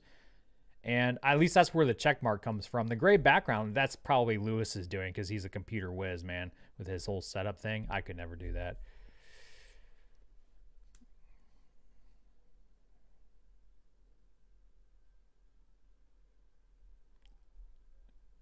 We didn't mean to disgust you, Mike. You are welcome back to change this conversation as you see fit. Come on. Mission. On board this mission are 143 spacecraft, the most spacecraft ever deployed on a single mission. If you're just joining us, Falcon 9 had an on-time liftoff at 10 a.m. Eastern from Cape Canaveral Space Force Station. It followed a nominal trajectory after liftoff. The first stage landed for the 5th time on our drone ship, Of Course I Still Love You, and our second stage had 2 successful engine burns. So far, the deployment sequence has begun for 36 of Planet's CubeSats, as well as the 17 spacecraft aboard Kepler's port. If you're looking closely at the left half of your screen, you should see them in the background being deployed from the payload. We're expecting those to be completed around the T plus 1 hour and 9 minute mark. We've also deployed 3 CubeSats for our customer Maverick. We're now waiting to hear that the deployment sequence has started from port C3 for the 9 spacecraft for NanoRac's EAR-1 mission. I think if I remember right, we'll have to check this and verify, but I think the last satellite. And while we're waiting for that call out, the white dot on the left-hand side of the screen, that is the moon. It's pretty cool shots of the moon there. Thought it was a UFO snooping. I think the last satellites deploy around T plus 1 hour 30 minutes ish, I think, if I remember right. And there goes another satellite. Again, we're waiting for confirmation from the team for the 9 spacecraft for NanoRac's deployment sequence initiated. EAR-1 mission. And there's the confirmation for the 9 spacecraft. We're expecting to get confirmation that these have completed deployment in about 8 minutes from now once we pass through our ground station blackout period, so stay tuned for that. Also signal Bangalore as expected. Next up, we're expecting to get the confirmation that Complete. the 36 of Planet's Super Doves have deployed, as well as the 17 spacecraft aboard Kepler's port. And we did get that call out. So far, we've successfully deployed 56 of our 133 SmallSat Rideshares today. 9 spacecrafts have started their deployment sequence and should wrap up in the next few minutes, leaving another 68 still yet to be initiated. We've now entered that blackout period I mentioned earlier, which means we lose camera views and telemetry. During this time, we are expecting quite a bit of activity, but we won't get confirmation of successful deployments until we regain ground station connectivity around the T plus 1 hour and 15 minute mark. Here's a preview of what will be happening until we regain that connectivity. 9 spacecraft for NanoRacks will complete their deployment sequence.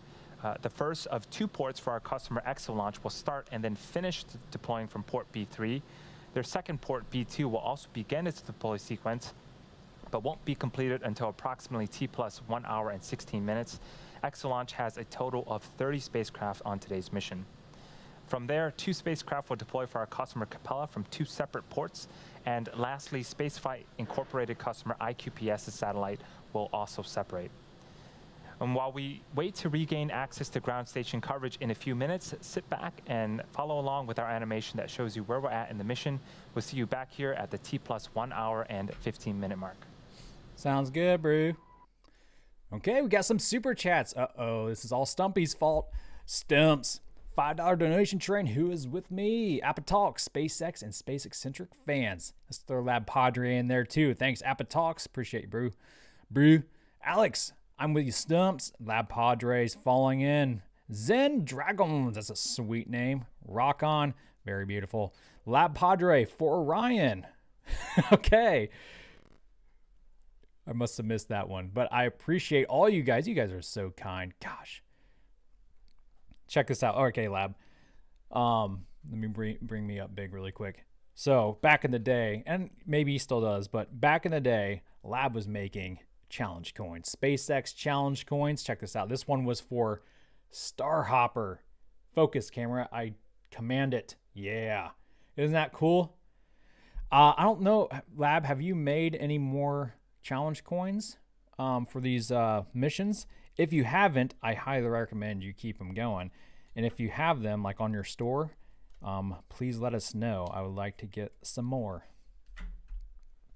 They're pretty sweet. I put mine on my shelf back there, right next to my Starship press pass for the presentation that was last year, or 2 years ago. It was about a year ago. I'm not that flexible. I can't point to it. Ascent, there you go, guys. SN6 coin is in the store. If you didn't know that Lab makes these things, he does. Get yours now. You got to make one for Starship too, right? So get your collection started. They're pretty sweet, man.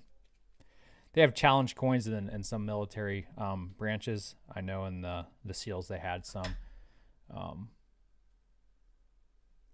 So it's pretty cool. Pretty cool stuff.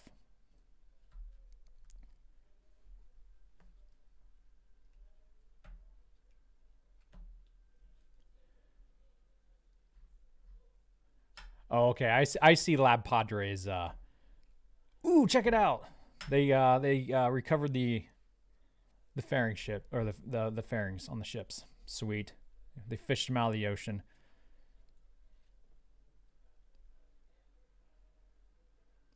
Those are $3 million a piece, so that's why they try to recover those, refurbish them as best they can. They parachute them in with square parachutes, airfoil ram air parachutes.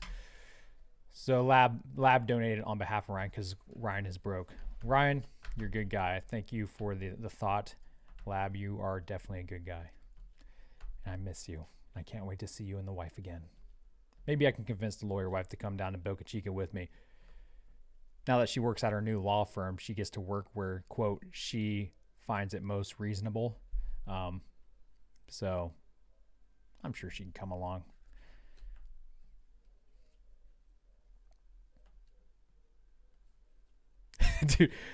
Dude, that's a great point, JCS. Each fairing half is about the price of apparently an oil rig that you buy from a bankrupt company. Yeah, $3.5 million each for those oil rigs. Now, of course, I can't guarantee it, but I'm pretty confident that all like the good stuff was like the drills were probably taken off the oil rigs. Maybe not. Maybe they're that desperate to sell them. They kept them on there. But SpaceX isn't planning on drilling for natural gas there. However, I did hear they're planning on drilling around, in Boca Chica for natural gas. But those former oil rigs, Deimos and Phobos, are going to be converted into spaceport C platform spaceports to launch and land Starship Super Heavy. And they did, since like right after I published my SpaceX in the News episode on Friday, I saw that they were transporting Phobos down to Mississippi, or over to Mississippi, to get work done on it. So that was pretty cool seeing it get tugged along on the coastline there. So at least one of them's no longer in Galveston. I don't know if Deimos is still there or not.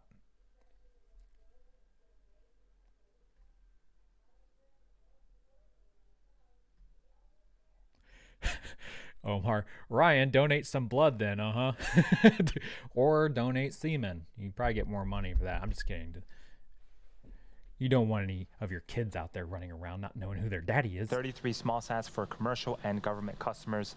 We're expecting to reconnect with the ground station in just a few seconds, and we should be hearing callouts for the deployments that we didn't see, and these callouts should be happening back-to-back once we reconnect. During this blackout period, we also were able to recover both fairing halves, and they are safely on board our ships.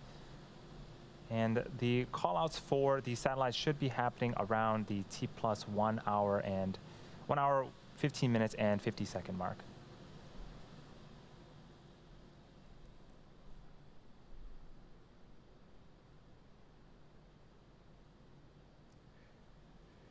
Thanks, Mike, for stopping by. See you, dude. Acquisition of signal, Cordova.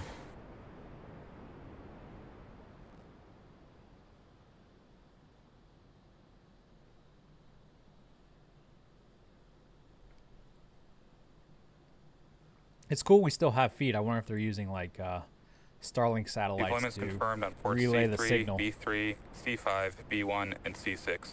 Port B2 deployment sequence initiated and confirmed. So we did get some confirmations. We should have some more callouts happening in just a few seconds here, and I'll summarize once all of the callouts are done. There she goes. That's cool.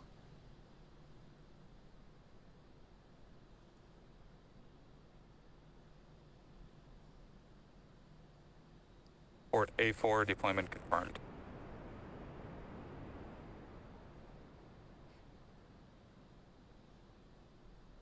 Port A2 deployment confirmed. Big guy with dreads. $5 plus $1 late fee, dude. You didn't get any library books for me, dude. There's no late fee over here. You guys are funny. I love you guys.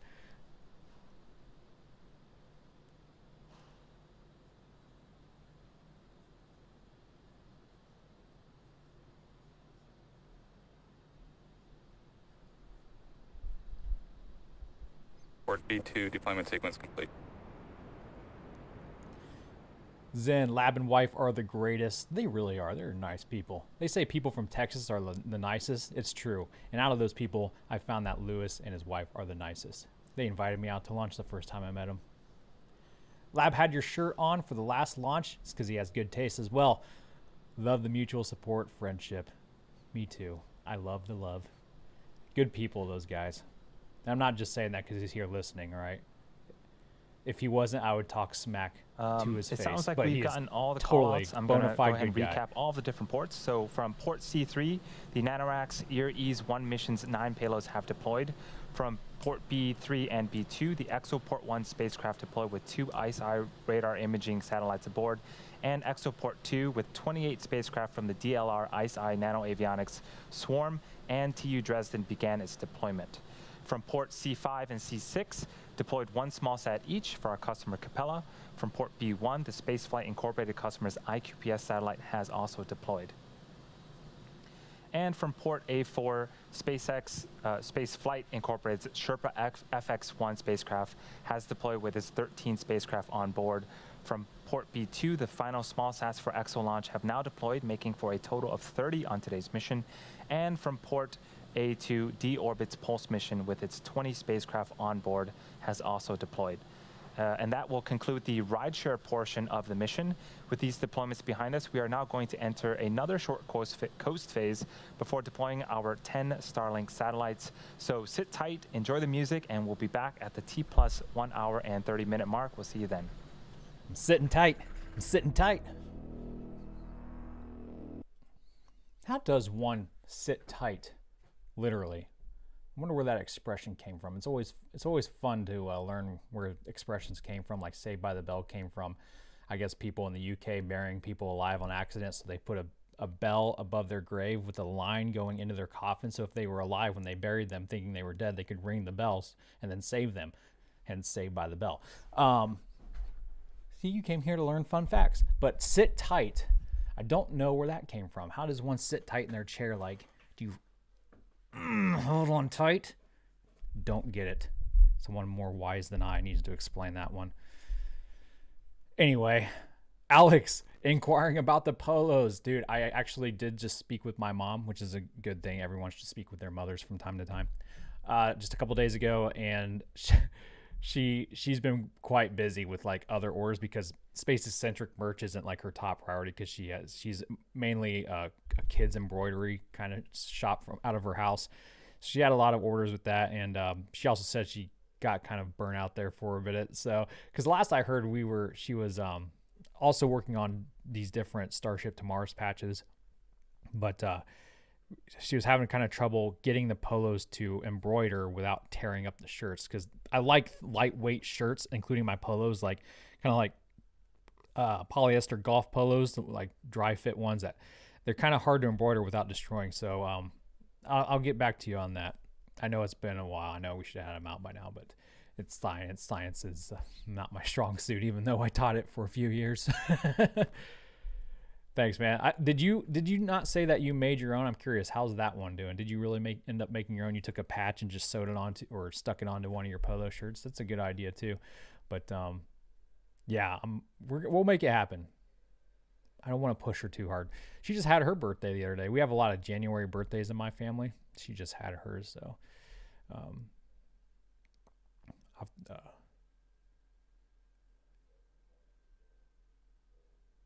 you haven't had time to do that yet. Workaholic. Yeah, I get it, dude. I get it. It's hard to sew and drive at the same time. I understand. So we're waiting about 8.5 more minutes for these 10 Starlink satellites to deploy, and you can tell it's in a polar orbit because it looks like, is that the North Pole or South Pole there? Is that Antarctica or the North Pole? It looks like it might be the South Pole. Home of penguins.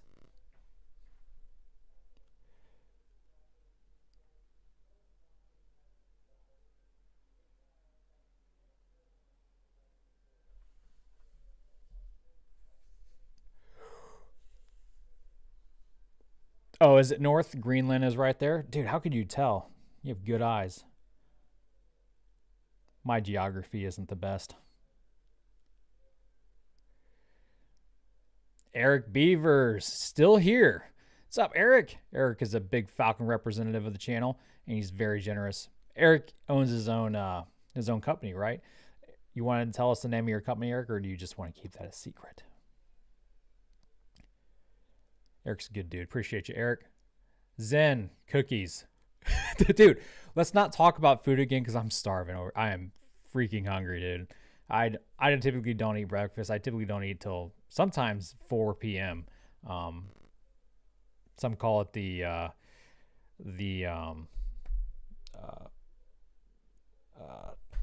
gosh dang it, what do they call it?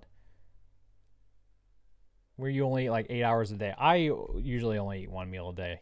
For like the past year or so, I've only been eating about one meal a day after 4 p.m. That doesn't mean sometimes I don't get hungry, especially when I work in the mornings. Because then all my adrenaline gets pumping and my juices get flowing and my body needs more energy because I'm using it all. Intermittent fasting, that's what I'm thinking of. Like intermittent fasting is when you eat between 12 and 8 or some 8 hours out of the day. Usually it's between 12 and 8. I do the one meal a day thing, so I only just eat once. But man, sometimes I do miss breakfast, so sometimes I do have breakfast. Where do you guys like to eat your breakfast? What's your favorite breakfast meal? I know we spoke about pancakes and how waffles are better, but like if you could only eat one breakfast meal for the rest of your life, what would it be?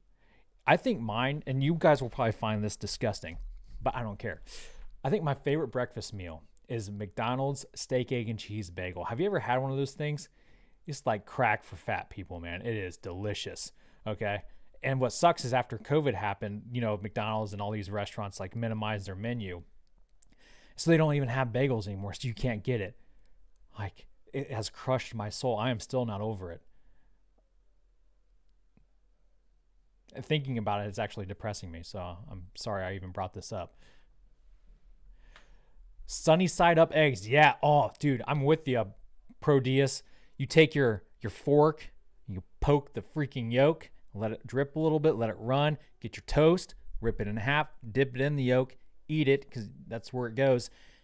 and then you just eat the egg whites afterwards, and then you leave the dried up yolk alone because that part's disgusting. But you love the runny part. That's delicious stuff. Ate a lot of those growing up.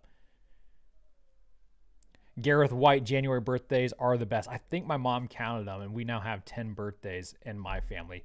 My niece, Kingsley, she stole my birthday. She was born on January 17th, so now we share a birthday. So now I always have to wish someone else a happy birthday on my birthday. It's messed up, bro.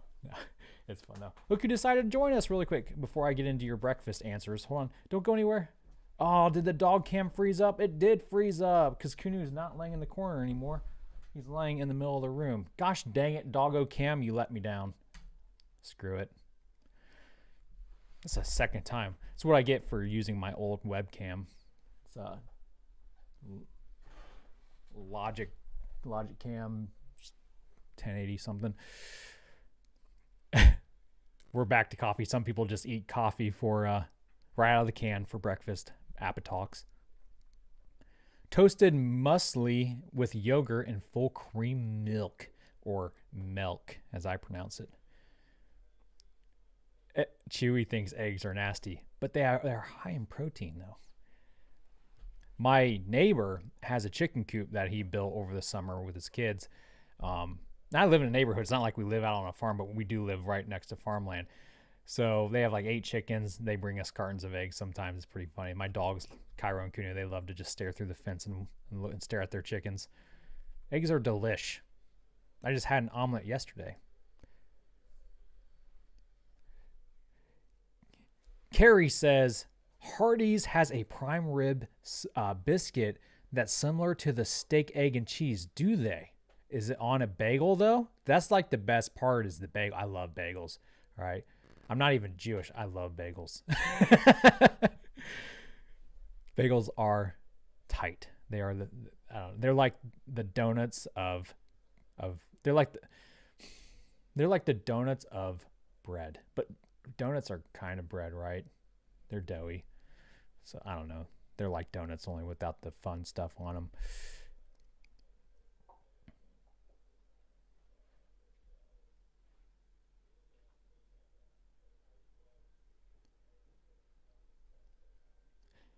Couple more minutes and we should have the deployment of these Starlink satellites. Eggs have vitamin D sunshine food, especially if you make them sunny side up, right? I don't think that's how it works. You must come to Italia to eat the best pizza. Yeah, Clarissa, I'm sure if I ate authentic Italian pizza from Italy, it would taste better than New York pizza. But in America, that's the best we got. I do want to come to Italia so bad. So bad. Eat your spaghetti.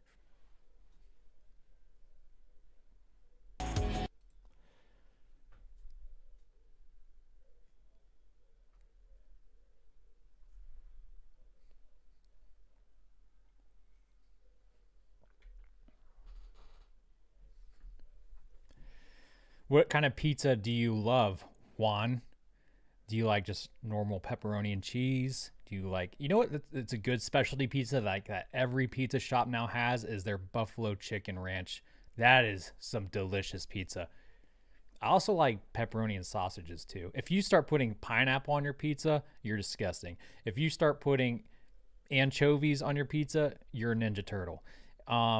If you put mushrooms on your pizza, you're probably a hippie. No, I don't know. I don't like the thick crust, the pan pizzas. I don't like that. That's too much. You gotta have that New York kind of flimsy where you can fold the pizza up. Yeah, that's the delicious kind of pizza. See, Big Guy with Dreads agrees. Bagels rock, especially when you put cream cheese on them. Thing is, like, I never liked, like, I don't think I never, it's not that I never liked them, but growing up, I never had bagels and cream cheese. It just wasn't a dish served in my house. Eggs, bacon, and toast were served. So when I got on the swim team in high school, like, parents would bring bagels and cream cheese as like a good way to carb up and get your energy during our swim meets. And I never participated because I didn't even know what the heck this kind of stuff was or what it tastes like. But one time I think it was my second year of swimming, I decided, I'm hungry. I'm just going to give this a try. Put some cream cheese. I smeared it on my bagel, took a bite, and I was like, what have I been missing out on my whole life? And so for every swim meet thereafter, I think I ate all the bagels. If you're just joining us, we are close to the end of today's mission, which launched this morning from Cape Canaveral Space Force Station in Florida at 10 a.m. Eastern. We then had 2 successful ignitions and shutdown of the second stage Merlin vacuum engine, then successful deployment of our 133 spacecraft for our commercial and government customers. We were also able to successfully recover our first stage for a 5th time on our drone ship, Of Course I Still Love You, and recover both fairing halves from the water. Coming up, we'll have the deployment of our 10 Starlink satellites. It's going to be the first set of Starlink satellites deployed to a polar orbit, and that should be happening in about 30 seconds. And there's a view of the second stage. That right there is a view of the Starlink satellites to the right-hand side. Sean says Ninja Turtles famously didn't like anchovies. Oh, I stand corrected. It's been a while since I've seen them. Hopefully we can get that back. If we don't have views of the second stage, we should get confirmation via the callouts of deployments of those Starlink satellites. Juan also likes breadsticks. Pizza Hut has the best breadsticks, hands down. If you don't agree, then you hate breadsticks. They're delicious.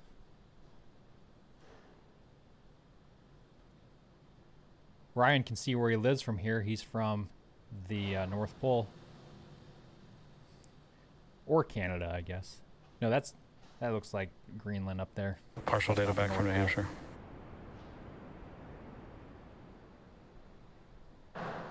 Here they go. And there goes the 10 Starlink satellites, the first set to go to a polar orbit. With those 10, that is 143 spacecraft deployed on a single mission, the most ever. Pretty awesome. With that said, that will be bringing our webcast to an end. We would like to thank all of our rideshare customers for their support on today's mission. We'd also like to thank the United States Air Force for range support, as well as the Federal Aviation Administration for licensing. Continue to follow us on SpaceX.com for future missions and milestones. That's actually an incredible feat that they managed to launch 143 satellites successfully in orbit. That's a lot of working parts that have to go right in the vacuum of space. We're having a breadstick conversation, a breadstick war, if you will, on what the best breadsticks are. I say Pizza Hut, but Juan says CC's Pizza and Domino's wings. Richard says Olive Garden has the best breadsticks. That's close. I mean, and don't they like give them to you as many as you want, kind of like Red Lobster biscuits? They just keep giving you breadsticks while you're dining there. That's awesome. It's kind of like Fazoli's. You guys have Fazoli's? You ever eat at Fazoli's? They're a chain, like an Italian chain, but I think they kind of dwindled over the years. But I grew up, I had Fazoli's. In fact, I have a gift card I have never used, $20 gift card right here. That's a client gave me a long time ago. The nearest Fazoli's to me is like a hour drive, so I don't go there often. But dude, they give you free breadsticks as well, and they had good breadsticks. All right, they were like fast food Italian.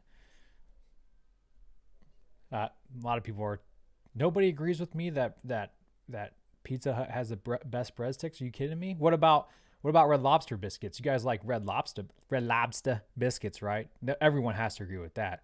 They put so much butter in those that you're basically, giving yourself a heart attack on the spot. That's why they're so delicious. Lonnie says Papa John's has the best sauce. You might be right on that. Papa John's is pretty good. Rich, you should have eaten there if you found one passing through Portland, dude. If you find a Fazoli's, it's like finding a national treasure buried in the rough, a diamond in the rough. You just got to stop and get some. See, the thing with me is my Fazoli's is located right next to a Steak Escape. If you don't know what that is, it's like a gourmet sub place. I say gourmet because to me it's fancy. And they have this awesome Cajun sub that I like to get. So I always pick that over Fazoli's, but gosh dang it, sometime I'm just gonna have to take this thing in and go get me some breadsticks. Can I just get a handful of breadsticks to go, please? Domino's stuffed cheesy bread, baby. Ooh, I think, wasn't like Domino's one of the first, were the first people to have stuffed crust? I remember because I used to love their stuffed crust. But the thing is, like, I must have been allergic to something in their pizza because I'd eat it, then I'd break out in hives and throw up. But it was so good, I didn't care. I would just keep eating it. So, oh my gosh, life choices. Okay, TA Hart agrees with me. Pizza Hut breadsticks is where it's at. But I will consent that Olive Garden and Fazoli's have good breadsticks as well. Is recovery of second stage possible? Yeah, sure, everything's possible, right? But it's not worth it.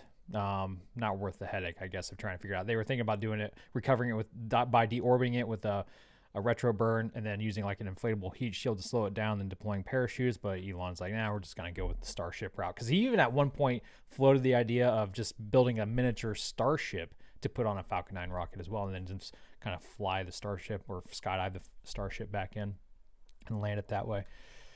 But man, this was a long stream, guys. Thanks for tuning in the whole time with me. We're coming up on the 2-hour mark. This has been fun. It was a great time to watch this happen. I let the doggos say bye, but my dog cam crapped out to get a new one of those too, apparently. New chair, new doggo cam, new face. Those are the 3 things I need to work on. All right. Well, you guys have a great rest of your weekend. Enjoy what's left of it. And hopefully I'll see you right back here tomorrow if everything goes right for Starship SN9's flight. Also, keep an eye on Lab Padre.